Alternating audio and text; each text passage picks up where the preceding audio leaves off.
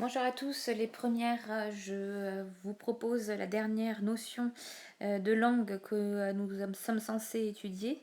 Je rappelle que vous aviez en première notion de langue la phrase complexe et particulièrement l'analyse des propositions subordonnées conjonctives dont la fonction est complément circonstanciel. Ensuite, vous aviez en deuxième notion la négation. Donc la séance 2, vous allez voir que je vous les ai remises sous format fiche. Et enfin, la séance 3 qui concerne la phrase interrogative. Voilà les trois notions que vous avez à savoir et qui potentiellement pourraient faire l'objet d'une question de grammaire. La question de grammaire prendra soit la forme d'un repérage, où on vous choisira un extrait d'une question, ou d'une phrase ou une phrase entière, et on vous demandera d'en faire l'analyse. Alors soit une analyse sur l'interrogation, soit une analyse sur la négation, soit une analyse sur la subordination. Et autre possibilité, on peut vous demander de faire une manipulation sur l'une des phrases, c'est-à-dire changer la négation ou modifier le mot subordonnant pour une subordonnée, etc. etc. C'est des choses sur lesquelles je souhaite vous entraîner à la rentrée, puisque nous ferons, au-delà des oraux, des petits travaux de manipulation pour préparer la question de grammaire. Alors, pour ce qui est de la séance numéro 3, je m'y prendrai de trois manières. D'abord, je vais vous montrer quelles sont les deux façons de poser une question. C'est exactement ce que vous devez, je suis exactement la logique que vous devez avoir quand vous devez analyser, en fait. Ensuite, une fois que vous avez vu quelle est la question qui est posée, si vous avez affaire à une phrase interrogative directe, dans ces cas-là, je vous soumets les différentes phrases interrogatives qui peuvent exister, ainsi que leur construction. Troisième élément, je vais vous donner quelques particularités sur la phrase interrogative. Non pas l'intonation, puisque je l'aurai finalement traité sur les deux autres points, mais les usages de la langue orale qui altèrent la formation et la construction de la phrase interrogative. Et pour finir, ce que je vous propose, c'est de vous confronter à l'intérêt d'une phrase interrogative en littérature. Et je vous ai fait un peu le point sur ce qui me semblait être important par rapport à nos textes aussi. À l'issue de cette séance, vous aurez un travail d'appropriation qui est aussi un travail de collaboration. Il s'agira d'aller regarder dans l'une de vos 15 lectures linéaires une interrogation et d'en faire une analyse en suivant les puces que j'ai indiquées. Ce travail est à faire sur le Google Drive qu'on a mis en place ensemble. Ça me permettra aussi de vérifier votre assiduité et puis ça me permettra aussi de vous dire si votre analyse est juste. Et au final, vous pourrez, si vous avez envie, vous imprimer le document. Comme ça vous fera plein d'exemples pour vos lectures linéaires. Voilà. Donc, démarrons, du coup, avec la première partie. Quand on vous demande d'analyser une interrogation, attention, je n'ai pas dit phrase interrogative, il faut d'abord dire si cette phrase, si l'interrogation est tournée de manière directe ou de manière indirecte. C'est la première des choses que vous devez dire. D'ailleurs, je vais vous faire suivre exactement le même cheminement pour votre travail ensuite d'appropriation. Donc, dans tous les cas, une interrogation permet de poser une question qui attend le plus souvent une réponse, soit de la personne à laquelle vous vous adressez, soit de vous-même, notamment quand vous faites une introspection. Une remarque, une phrase interrogative ne se signale pas exclusivement par un point d'interrogation, puisque selon qu'elle est formulée de manière directe ou indirecte, vous aurez un point d'interrogation ou non. Donc soyez attentifs à ça. Alors, pour les questions qui sont formulées de manière directe, Ça veut dire que la question est posée directement dans un discours du locuteur au destinataire. Et si c'est un discours intérieur, comme un monologue au théâtre par exemple, la question est posée directement du locuteur au locuteur. Dans ce type de question, de manière directe, globalement, on observe une accentuation. Dans l'exemple que j'ai choisi de phrase interrogative, c'est une question qui attend une réponse par oui ou par non, et donc du coup on a une accentuation totalement montante. Penses-tu venir au lycée demain? Hop, le dernier mot est le mot le plus accentué, là où est-ce que je vais mettre le plus de force. Vous verrez que quand là c'est ce qu'on appelle une phrase interrogative totale. Dans les phrases interrogatives partielles, par contre, on va mettre l'accentuation sur le mot interrogatif, mais j'y reviendrai tout à l'heure. Cette phrase interrogative, cette interrogation de manière directe, elle est perceptible à l'écrit par un point d'interrogation et à l'oral par l'accentuation, c'est-à-dire l'intensité qu'on met sur certaines parties de la phrase. Vous allez voir, je vais revenir sur les différentes accentuations selon que la phrase est phrase interrogative est partielle ou totale. On appelle la question qui est donnée de manière directe une phrase interrogative. Et on la distingue de la phrase déclarative, de la phrase injonctive, celle qui donne des ordres, et de la phrase exclamative qui donne des émotions.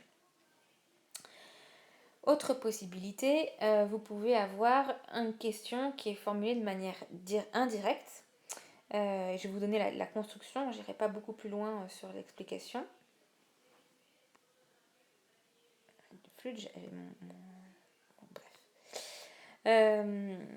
Donc de manière indirecte, la question est donc posée indirectement. Elle est reformulée en réalité et elle est introduite par un sujet et un verbe interrogatif. Souvenez-vous, tout à l'heure, j'ai posé la question de manière directe, penses-tu venir au lycée demain? Et donc du coup, la version indirecte, c'est, en premier exemple, je me demande si tu viendras au lycée demain.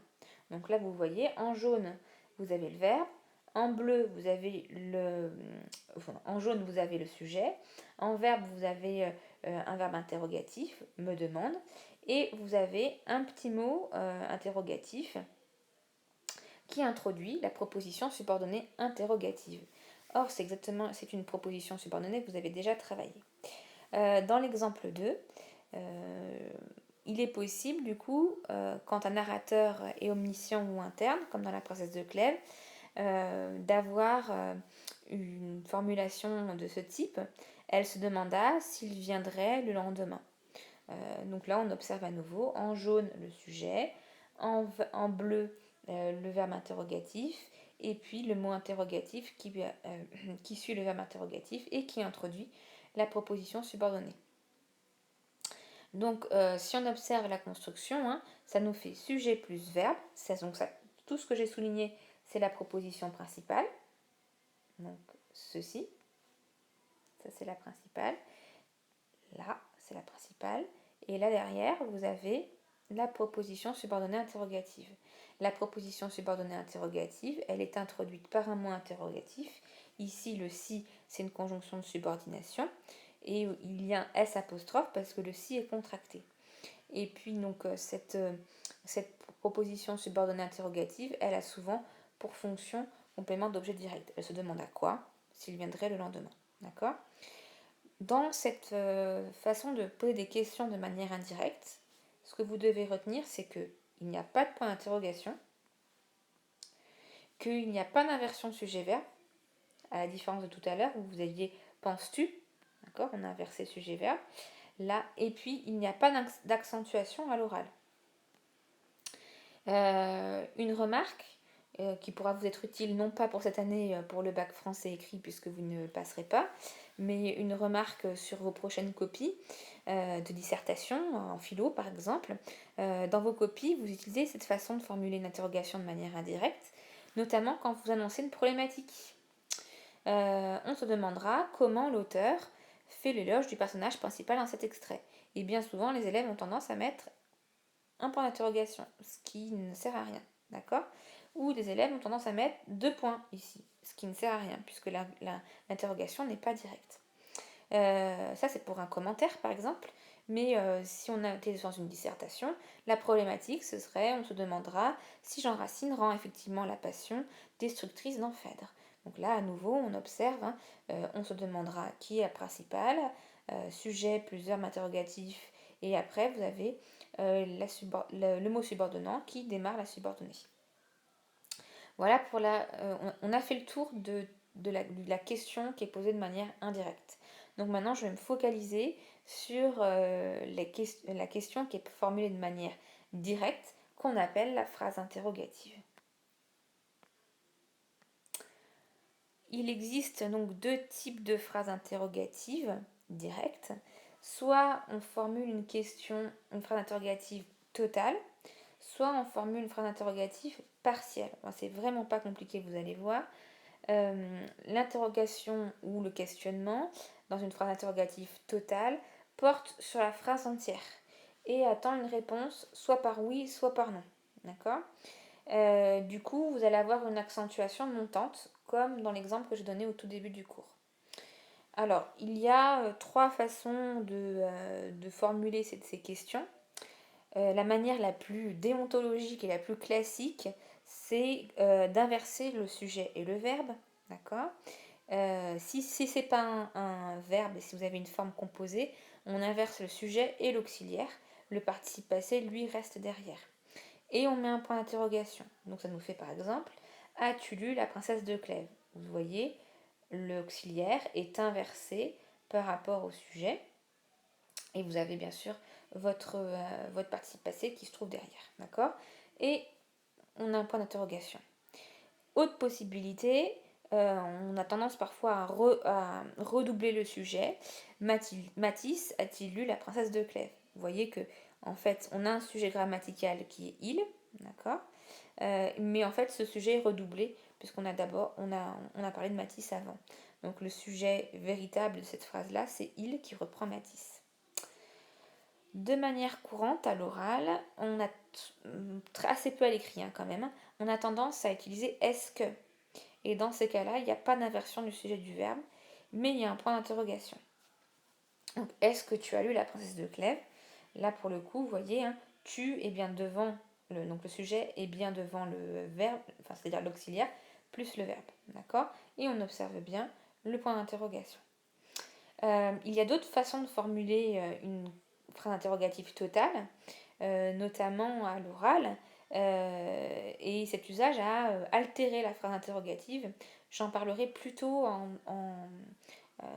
après cette partie-là, parce que j'ai pas voulu vous mettre les formes altérées de la phrase interrogative, pour que vous dissociez bien ce qui est juste de le dire et ce qui n'est pas juste de le dire.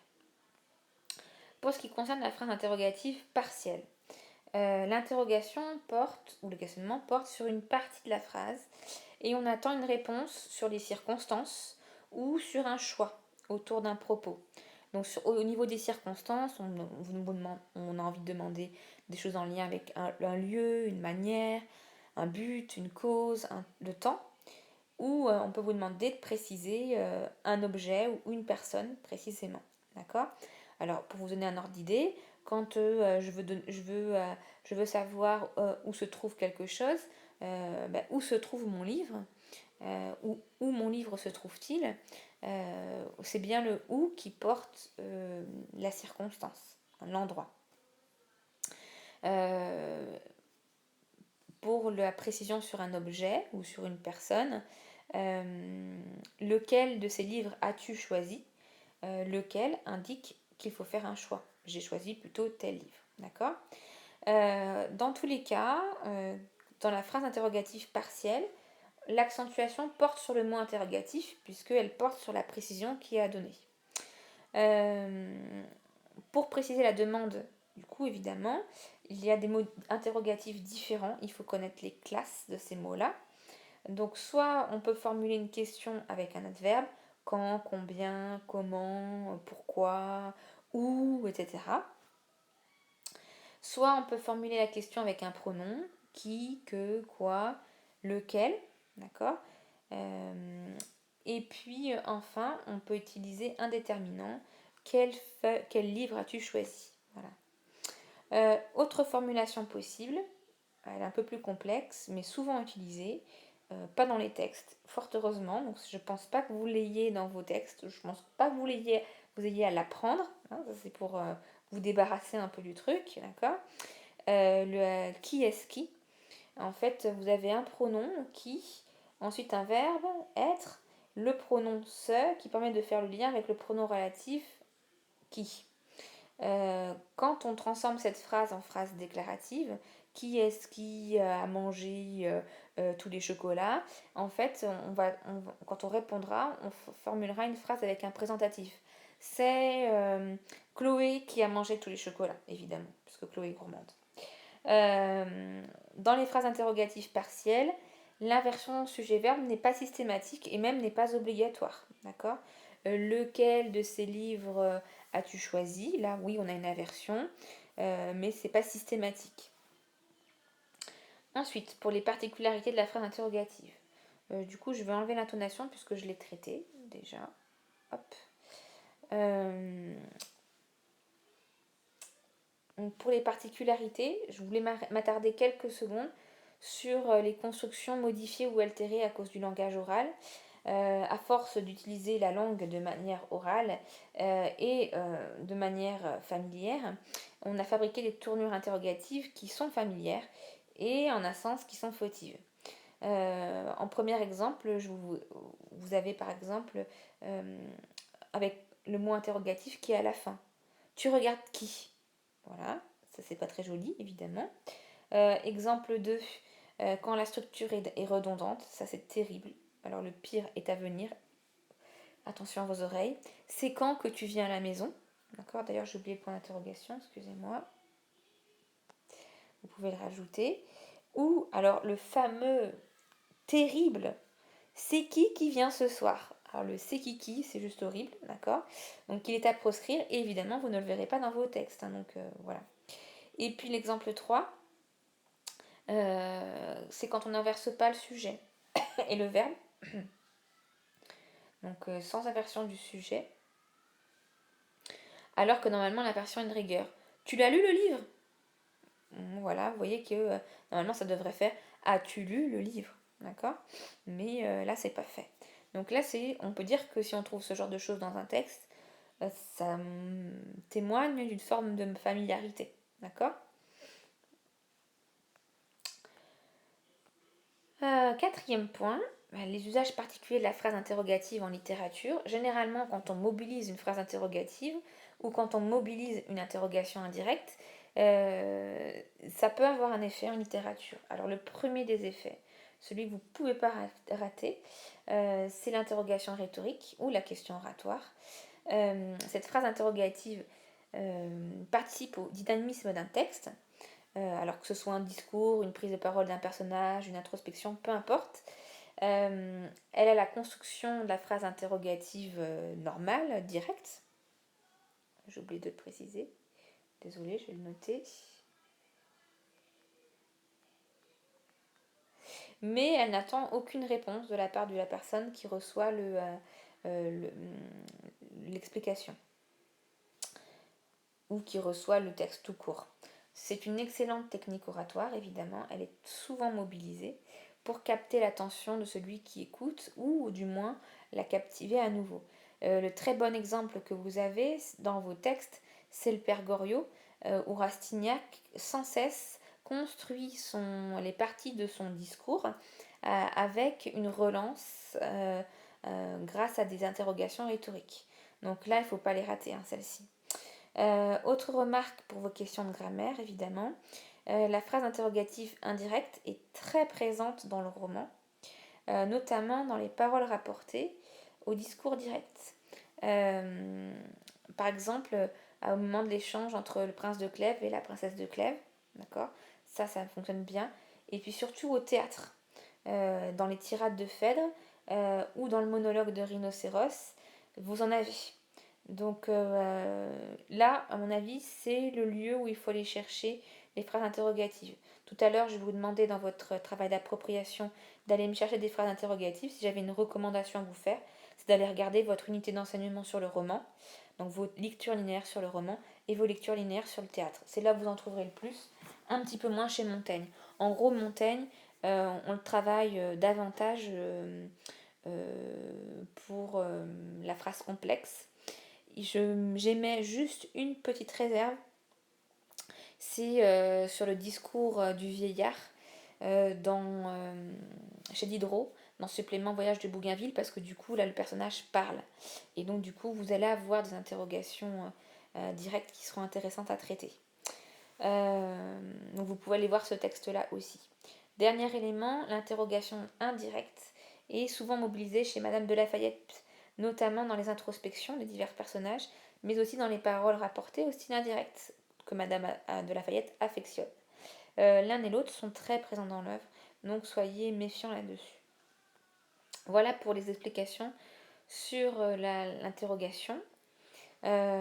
Pour finaliser, et puis pour que vous puissiez vous entraîner, je vous invite à partager un document collaboratif.